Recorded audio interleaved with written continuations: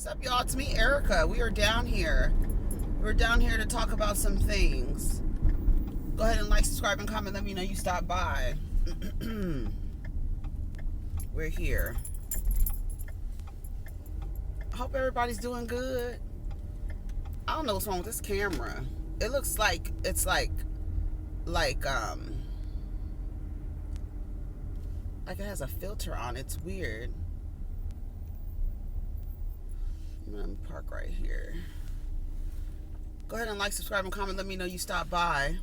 So I'm down here to talk about See the Thing Is podcast. They had a podcast yesterday with a life coach on there. I forgot the woman's name, but she's apparently Bridget's life coach. And hopefully you guys can see, because do I have a pen? I just want to go through some points that they made, and I have some questions too. They, basically responded to Olivia's allegations. Overall, I figure I would take it from the perspective of actually, like, what can we learn from this? What could they have possibly done different in that situation? Because also remembering, just like her, she is a woman who works for Joe Budden. I do want to start it off with, it's not like a way to victim blame, but I want to say that I want to ask, why did any of them go work for Joe Budden? Mandii and Bridget start off, I just took notes. I'm not going to go through it word for word on everything that they talked about. I don't know why Mandii decided that she wanted to. Now, I'll be clear that Mandii is male identified. Bridget is male identified from my perspective, although they may not be. But I truly believe, especially Mandii, just based on things that she has shared over the years, even on horrible decisions and stuff like that, she's very much, I don't see neither one of them as girls, right? And nowadays you really can't even bank on that, women being girls or whatever. I don't know why Mandii and Bridget, or Mandii started off with saying men are working on showing more emotions.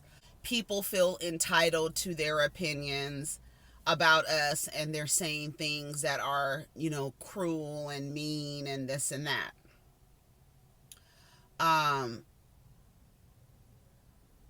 We're exhausted. They were just basically talking about everything, because not only what happened with Olivia, but what would happen with Mal and Rory. And so the life coach said that what they were experiencing in terms of not knowing what was going to happen next and what's going to happen next and what's going to happen next, that's they can build up a trauma response to that, which I agree. Mandii says she felt left out. She felt uncared for. Her sleeping has been rough. For them, the working there has been a fun and great environment.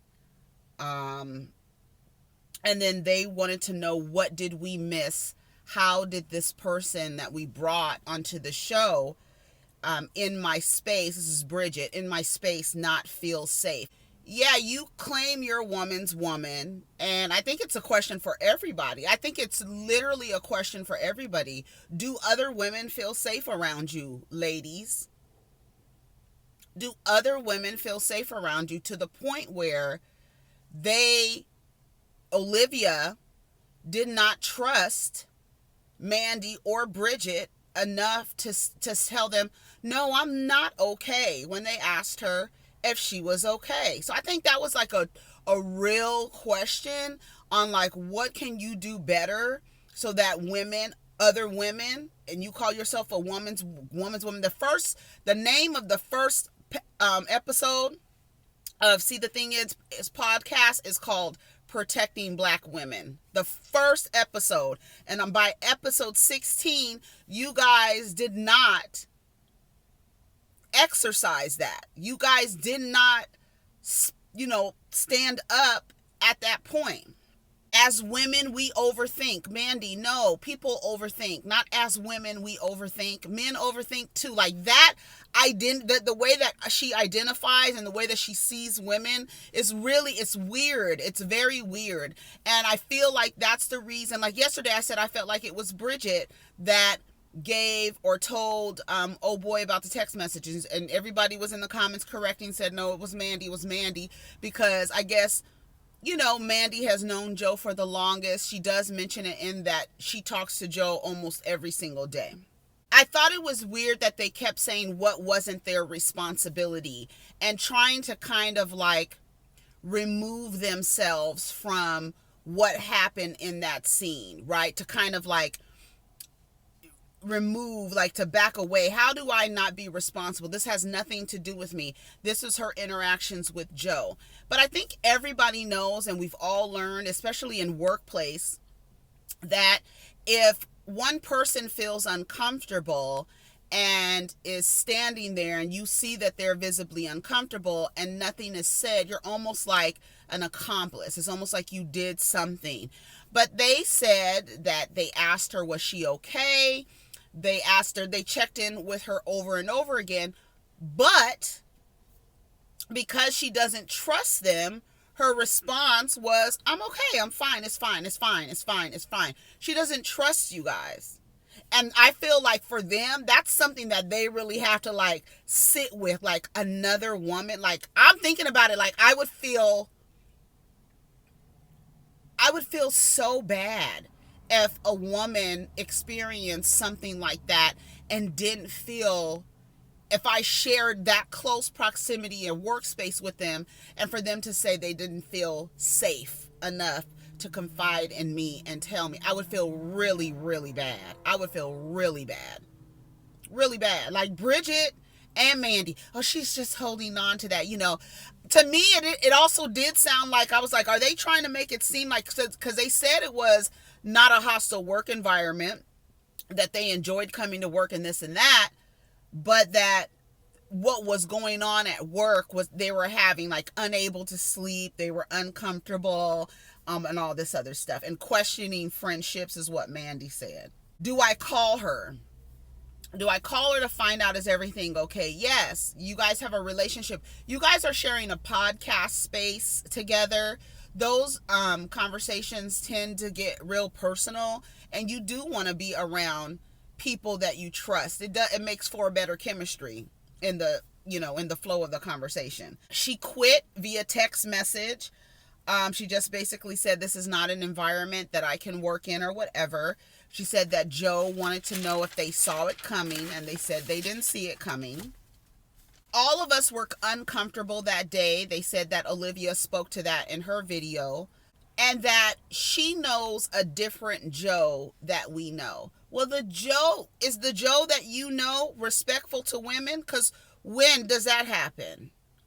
Because what he demonstrated in that episode was that he still does not respect women. He still sees women as an object to have sex with. He still sees that even in a person that he does not know that well, he still feels comfortable enough in a room full of people to sexually harass a woman with camera, with video and audio. Yes. That's why I kept saying yesterday, the audacity. It's like, it's clear that he is doing something in which he has never received a consequence for. That's why he's continuing to do it, and he's doing it in front of multiple people, and still no one says anything.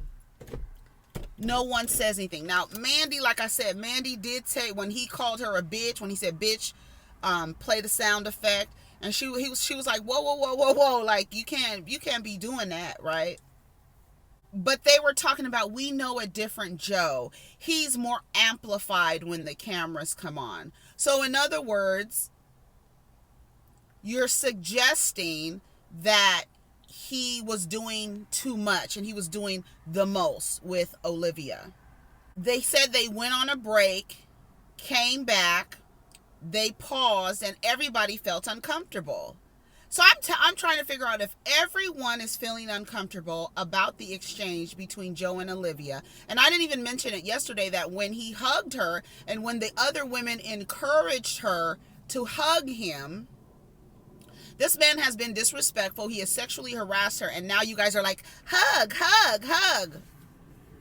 You participated in that. And it's weird for me, for you to be like, oh, how can I not have to be responsible for this? What? Okay. I didn't understand what she meant by that. I'm like, how can you say you don't want to be responsible? You were there, you saw she was uncomfortable, and you even encouraged her to hug him. And then when he hugs her, he's doing all of this when he's hugging her. Like, just every single thing that's wrong when you go and sit in on workplace behavior and sexual harassment classes, everything he did is in examples in the damn course that you're taking. Everything he did, from the way he talked to her, from the way he suggested that they have sex, from him saying that they're going to be a couple, to him asking to hug her and then making and gyrating his hips while he was, every single thing he did was wrong. Everything. And Joe being able to do that and do it so comfortably and it be described as him being amped for the cameras. That's how people get away with dangerous things, with violent, dangerous behavior. Because everybody's sitting around like, oh, you guys know a different Joe. Joe is just more amplified when the cameras come on. So does that amplification zero in on sexually harassing an employee? Is that what happens when the cameras come on for Joe? I would hate to see when the cameras are off. I'm sorry. Did I give y'all too much? Did I give y'all too much? Was that too much? Should we take some stuff out? So they all acknowledge that something was wrong. But what do you do to fix that moment? How could that moment have been fixed to the point where this woman feels okay to come back to work, feels safe to come back to work? Mandii says she made a decision to take some editing out because she said she looked uncomfortable. She looked uncomfortable. I apologized to her if she didn't feel safe, and she didn't feel comfortable enough to share with them how she was feeling. Like, to me, like, that's the question, because as women, right? As women, we women, in the workplace, I think it's important that women speak up for each other, because not everybody has a mouth like me, right? Not everybody is going to be like, yo, what? Excuse me, Joe? Can you apologize? What's wrong with you? Apologize. That was out of order. You know that was out of order. You don't have to be mean. You don't have to be rude. But you can get down to a man's level and tell him, yo, you know you were out of order for that. You better apologize. Now, could an apology have rectified the situation? I don't know. But if everybody in there acknowledged that there was a problem to the point where you felt like you needed to take some stuff out, why wasn't she issued a formal apology? Why? From Joe. And why didn't you all apologize to her formally? Right? Even on the next episode of the podcast, you could have apologized to her publicly and rectified it before moving on like nothing. There's no way that she could have had that experience and you guys just go on all hunky-dory. Even if she was acting like nothing was the matter.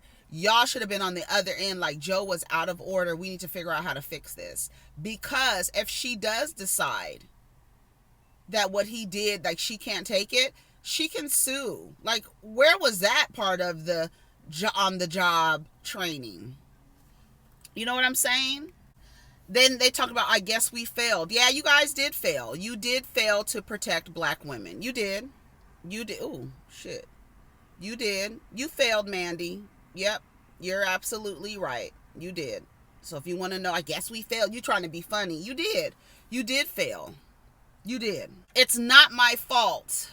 So you see how and men do it too. When they're around men that are, exhibiting bad behavior, they're acting a fool, they want to figure out how to way to be like, that wasn't me, it wasn't me, it wasn't me. We call it othering yourself. And I figure when people try to other themselves, they try to remove themselves from being accountable for the behavior that they witnessed, that they participated in, or that they just sat there and said nothing. Right? Okay. They started crying at some point. I was like, girls, I'm sorry. I didn't feel anything when the tears started coming. I was like, you guys are trying to get empathy for your behavior. You're trying to figure out, okay, as women, what do we do in situations where it's 3 women and 1 man sexually harassing 1 woman? What do we do when we're male identified and we want to keep our jobs, one, and we don't want to make the boss mad? What do we do? But how do we not be held accountable for his actions? Well, you're not being held accountable for his actions. You're being held accountable for your inactions, what you didn't do, right? And to be like, well, how do I make myself not responsible for this? I didn't like that. I didn't agree with that at all. You guys were there. You participated in the conversation. Your inactions are a part of that. Both of them need to do some soul searching and realize why a black woman did not feel comfortable around neither one of you. Not just Joe, but you, the women, right? Protect black women. That's what y'all first episode was named. And you had an opportunity to do that and you failed. You did. And when you get an opportunity to do it again, maybe you'll know what you need to do, because guess what? We live in a society where men are not punished for this behavior. People don't say anything right away. There's people that went through what Olivia went through and have gone through that years ago and still have not said anything and are still going into the same job. Still, because they need the job. They need the job, right? And they've gone through exactly. So I do want to applaud Olivia Dope for actually doing that, because we live in a culture where we protect black men before we protect black women. And it's at the objective in all of these situations is, how do we protect Joe's legacy? When it should be, how do we protect Olivia and other women who actually make a choice to go work for a man who has a history of violence against women? That's the first question. Where do we have to be in a society where women will actually take a job with a known abuser?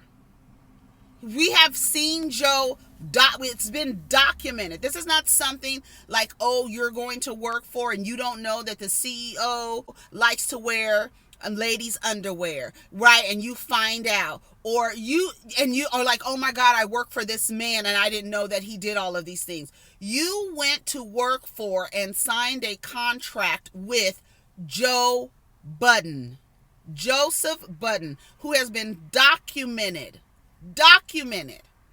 And that's how you know the kind of society that we live in, that women, now I can expect men to go work with him, but Karen Civil, Olivia Dope, Mandii, whatever her last name, Bridget Kelly, all of y'all women went to work for Joe Budden. What type of environment did you expect there to be for women? Did you really, truly expect for a place that is operated and owned by Joe Budden with his name as the title of the network, did you think that it was going to be a safe space for women? Why didn't she feel safe? Because you're male identified? Because you were taking text messages back to Joe, whoever it was? It's not your responsibility. You did your best. Did you do your best? She says she felt like she did her best because she was checking in with her afterwards. She was asking her questions afterwards. Olivia took a stand. This is the life coach saying she took a stand, and it's to uncover at the core what so many people overlook because it's too scary to pay attention. The chaos that men create in workspaces and work environments, and men like Joe and men who look at women a certain way and who at the base really don't have respect for women, because if you did, you wouldn't have had oh boy on your show who clearly does not like women. I think one of the reasons why I stopped listening to Joe Budden's podcast because I felt like I was in company of black incels. Now I know you're probably going to be like, oh my God, no. But I feel like they talk enough about women that men who don't like women love their content. The way that they talk about women and situations and things with women, right? That men who don't like women they gravitate to that content. There are black women in the comments attacking our character. Well, we're only going by what we saw. And if people are not happy with your behavior that has been shared with the public, everybody like you have a podcast where you are sharing your entitled opinion. I thought it was weird for them to be like, people are in the comments dragging us. Well, what do you expect? You wanted to be, it's funny because you wanted people to handle you like women, but you didn't handle Olivia Dope the right way. And this is my thing. What could either of them have done, taking into account they need jobs? Joe Budden is in the position of power. He can wield his power and end your livelihood just like that. Right? I mean, not just like that, but I'm sure you can go create another podcast and anything like that. But the access that he has, you want it, you need it. So you go to him to get the job. What's deemed sexual harassment? This is Mandii. This is a male-identified woman who is okay with men talking to her any kind of way. So she has a lot of boundaries that are unclear. And that might be the reason why she was like, laughing and shit. Because you have a lot of boundaries that are unclear. I think that women in spaces like this, if you are going to choose to work in an industry where the male's legacy is protected no matter how violent he is with women, you need to set clear boundaries and know how to talk to these men and tell them what the expectations are and be clear about it. How do we not have to be accountable for his behavior and still move forward? I feel like you are being held accountable, but it's not for his behavior, it's for yours. And you keep trying to make it about Joe. What Joe did was out of order. We all know it was out of order. But let's talk about the people in the room who didn't do nothing or didn't do enough. Right? Let's talk about being in a space where other women don't feel comfortable around you as another woman. Right? Let's talk about your actions of taking text messages to the person who actually did something to her. She can't trust you. What could Joe have done to rectify the situation? Could he have issued an apology?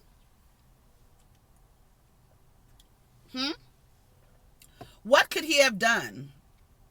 Right? They're talking about you damned if you do, you damned if you don't. Well, you're in the business to where you're going to be sharing your opinion about things, and it's 100% true that not everyone is going to agree with your opinion, your perspective, the way that you would do something. No, not everybody. So Mandii and Bridget to expect that people be in the comments like, girl, it's okay. We know you guys were scared too. You know. The fact that you said that the girl was visibly uncomfortable, but you encouraged her to hug the man who just harassed her. Girl, hang it up. Hang it up. She says, when you're in the crosshairs of something like that, be authentic. Yeah, that's the only thing I kept saying. Like, they kept asking, like, what should we do? Do what you are supposed to do. What are you supposed to do? Stop it right then and there. What would you guys have done if you were in the situation? Have you been in a situation where you were a witness to someone being harassed, right? And we know what harassment looks like. There's so many ways. The barometer is when the person is uncomfortable, visibly, they don't have to say anything. Remember, I told you, I even tell my sons, when you guys are cracking jokes around your friends, if someone doesn't look like they're enjoying the jokes, stop. Period. Right? Let's take a break and come back. Joe should have apologized to her immediately. He should have acknowledged what he did. He should have apologized, and he should have put it in a letter. That's what I think. Now, I don't know, would she is basically putting out a Yelp review to let you know, this is what happened to me if you want to go work over here. And I don't blame her for doing that, because another part of that is letting people know this was my experience. So it's not only Joe apologized, but let me let everybody know what's going on down there. And this is how I was treated. So if you want to go and sign a contract and work under a man who has been documented abusing women, then this is what you should expect. Should you go work for Joe? Should people work for Joe Budden? That's my question. How does that look? How does that look? You go to work, you find out this person is doing this, you see that this person is opening a job. Do you go apply for a job to work for Joe Budden? Do you, as a woman? Is it a safe space for women to work? It didn't seem safe for that woman. It didn't seem safe for her.